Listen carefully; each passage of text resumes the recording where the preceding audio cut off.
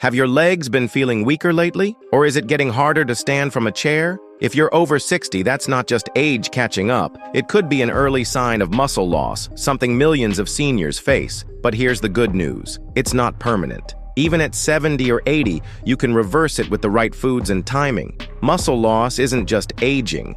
It's a metabolic condition called anabolic resistance, where your muscles stop responding well to protein and nutrients. So even if you're eating healthy and staying active, your body might still be losing strength. But with the right nutrition, your body can switch back into muscle-building mode. In today's video, you'll learn about one simple, natural food that can kickstart muscle growth, improve energy, and support balance. It's affordable, powerful, and just a few servings a week can make a noticeable difference. So what's the fix? It starts with a special amino acid called leucine, the spark plug that switches your body into muscle-building mode. And the food richest in leucine? Grass-fed beef liver. Just 100 grams gives you nearly 3 grams of leucine, plus B12 for energy and iron for endurance.